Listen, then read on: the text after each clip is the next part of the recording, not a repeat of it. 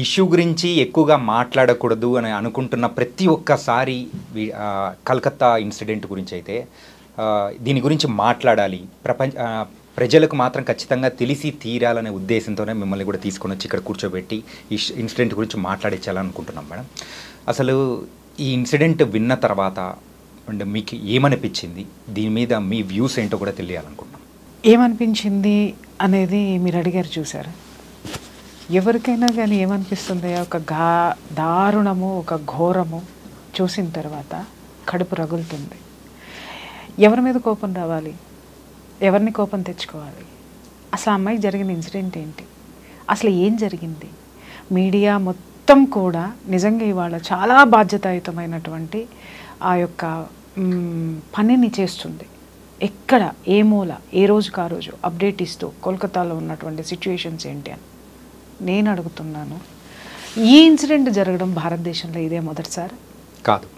ఇలాంటి ఘోరాలు ఘోరాతి ఘోరమైనవి ఇదే విధంగా ప్రతిసారి జరుగుతున్నాయి.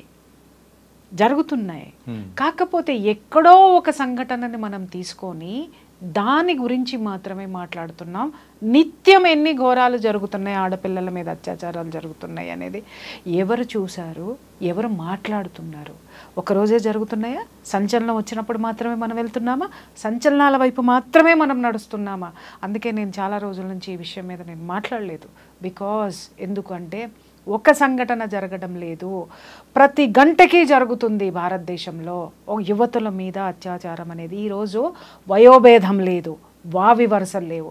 ఇంత నీచమైనటువంటి ఘోరమైనటువంటి అకృత్యాలు ఎందుకు జరుగుతున్నాయి అనేది ఏ హౌస్ వైఫ్ అయినా ఆలోచించిందా? ఏ ఒక్క గవర్నమెంట్ ఎంప్లాయీ అయినా ఆలోచించాడా? ఎక్కడ రిక్షా తొక్కుకునేటటువంటి కార్మికుడు ఆలోచించాడా? కర్షకుడు ఆలోచించాడా? శ్రామికుడు ఆలోచించాడా? ఎవరు ఆలోచించారు? ఆలోచించటం లేదు. మిస్టర్, ఆలోచిస్తే ఈ అత్యాచారాలు జరగవు. మీరు అనొచ్చు ఆలోచించినంత మాత్రాన అత్యాచారాలు ఎలా ఆగిపోతాయండి అని. ఒక్కసారి సంఘటనలోకి వెళ్ళండి. ఇవాళ అంత ఘోరమని ఎందుకు మాట్లాడుతున్నాం? ఆమె మీద జరిగినటువంటిది ఒకరా, ఇద్దరా, 10 మందా? అయ్యో ఇంకేం జరిగింది?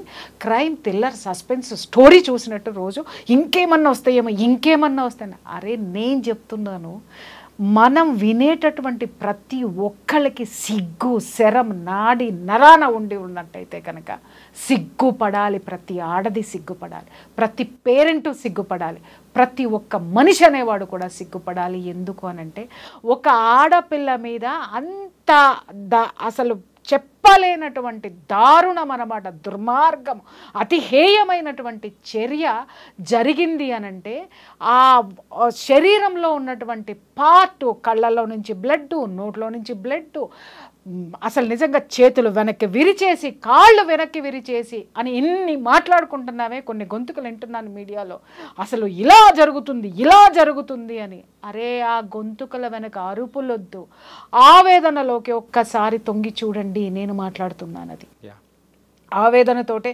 నేను ఇన్ని రోజులు నోరెత్తలేదు. అంత పైశాచికంగా ఒక మనిషే చేశాడు. ఎవడా మనిషి? ఇవాళ మనం ఒకరోజు ఒక కానిస్టేబుల్ని బయటకు పట్టుకొని వచ్చారు, అదే వాడెవడు వాలంటరీ పోలీసింగ్ని పట్టుకొని వచ్చారు. ఆ తర్వాత 2 రోజులు గడిచిన తర్వాత ప్రిన్సిపల్ని అరెస్ట్ చేశారు. ఆ తర్వాత 2 రోజులు గడిచిన తర్వాత ఇంకెవరు వస్తారో అని సస్పెన్స్ థ్రిల్లర్ కింద మనం చూస్తున్నాము తప్ప, నేను చెప్తున్నాను అంత క్రూరము నీచము చేసింది ఒక మనిషే కదా. 10 మంది చేయని, ఒక్కళ్ళు చేయని, ఎంతమంది అయినా సరే చేయని హ్యూమన్ బీయింగ్ చేశాడు అక్కడ. కానీ వాడిలో హ్యుమానిటీ లేదు. చచ్చింది ఏ చర్యల వల్ల చచ్చింది, ఎందుకంత దారుణంగా చచ్చింది అనేది ఎవడెంతమంది ఆలోచించాడు? అది నాకు చెప్పండి. ఎలా చేశారు అని మాట్లాడుతున్నారు. అలా చెయ్యడానికి వాళ్ళలో అంత రాక్షసత్వం రావడానికి ఏ కారణమో, ఎవడు కారణం అంటే నువ్వు, నేను, మీడియా, భారతదేశంలో ఉన్నటువంటి పరిపాలనా వ్యవస్థ, రక్షణ వ్యవస్థ, పోలీసు యంత్రాంగం, ప్రతి ఒక్క వ్యవస్థ యొక్క ఫెయిల్యూర్ ఇది. ఎక్కడి నుంచి వచ్చింది అంత రాక్షసత్వం ఒక మనిషిలో? ఎలా వచ్చింది? కనీసము మన తల్లి అయినా సరే, అతి దుర్మార్గుండైనా సరే, ఒక చెంప దెబ్బ కొట్టంగానే తల్లి మనసు కదా అమ్మో అని అనుకుంటుంది. కానీ ఆ కొడుకు చేసినటువంటి తప్పిదానికి ఆ యొక్క పశ్చాత్తాపం కోసం ఆవిడ వెయిట్ చేస్తుంది. అలాగే ఒక దుర్మార్గుడినైనా సరే మనం 4 దెబ్బలు కొట్టిన తర్వాత 5వ దెబ్బకి చచ్చిపోతాడని మనలో ఒక మానవత్వం అనేది వస్తుంది. కానీ చేసిన వాళ్ళల్లో కనీసం కొంచెం కూడా మిల్లీగ్రామంత మానవత్వం కూడా ఎందుకు లేదు అనంటే వాడి శరీరంలో వాడు తీసుకున్నటువంటి మత్తు పదార్థాల యొక్క ప్రభావం అది. మీకు తెలుస్తుందా?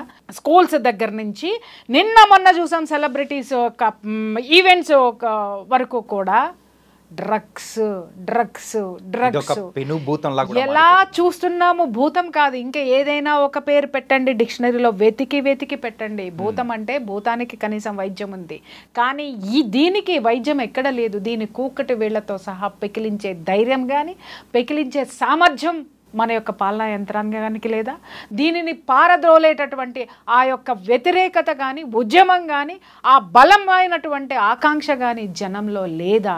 ప్రతి ఒక్కడు పిరికివాడిలాగా ఎందుకు బతుకుతున్నాడు? మనది ఒక బతికేనా? శ్రీశ్రీ గుర్తొస్తున్నాడు. కుక్కల వలె నక్కల వల్ల మనది ఒక బ్రతికేనా? సందులలో పందుల వలె బ్రతుకు వ్యధ, చదువు వృధా, మనమంతా గానుగులం పీనుగులం అని చెప్పేసి అని మాట్లాడాడే. ఇది వాస్తవం, నిజం నిజం నిజం. ఇదే ఎంత చదువుకున్నామో, లక్షల ప్యాకేజీలు తెచ్చుకుంటున్నామో, బాహాటంగా కార్లు చూడండి.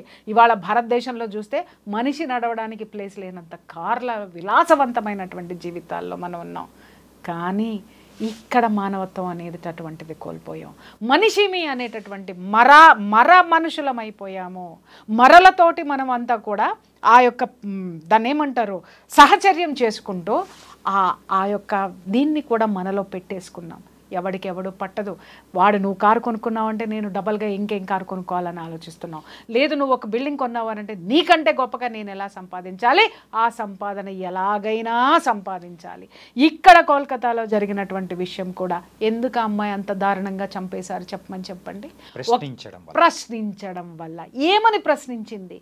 నీకు నాకు లేనటువంటి ధైర్యమో, ఎవ్వడికి లేనటువంటి ధైర్యం, ఒక మగాడికి లేని ధైర్యం, ఒక పోలీసు యంత్రాంగం అరికట్టలేనటువంటి ఆ యంత్రాంగంలో లేనటువంటి నిబద్ధత, నిజాయితీ, గుండె ధైర్యం ఒక ఆడపిల్లలో వచ్చింది.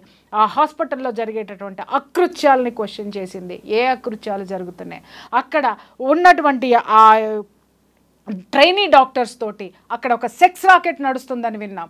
మాదక ద్రవ్యాలు, మత్తు పదార్థాలు భయంకరంగా అక్కడ బిజినెస్ జరుగుతుందని విన్నాం. ఆ బిజినెస్ని ఆ అమ్మాయి ఎప్పటికప్పుడు కూడా అక్కడ జరిగేటటువంటి వాటిని క్వశ్చన్ చేసింది. ఎందుకు క్వశ్చన్ చేసింది మాస్టర్? ఎందుకు క్వశ్చన్ చేసింది? నేను మనిషిని, ఈ అకృత్యం నా చుట్టూ జరగకూడదు. నేను ఒక వైద్యం చేసేటటువంటి వైద్యురాలిని, సమాజంలో ఇలాంటివి జరగకూడదు అని సామాజిక బాధ్యత. అమ్మాయిలో ఉన్నదేంటి? సామాజిక బాధ్యత. నిజంగా చెప్తున్నాను, ఆ వైద్యురాలు కాబట్టి ఆమె ఆలోచించింది. ఇది మానసిక రుగ్మతలు ఇవన్నీ కూడాను, శారీరక రుగ్మతలు మానసిక రుగ్మతలు రెండూ కలిస్తే ఇవాళ అమ్మాయికి జరిగినటువంటి చర్య ప్రతి ఇంట్లోనూ ప్రతి ఒక్క ఒంట్లోకి వచ్చి చేరుతుందని అమ్మాయి ఆందోళన చెందింది. కాబట్టి ప్రతిదానికి ఖండించింది, ప్రతిదాన్ని ప్రశ్నించింది.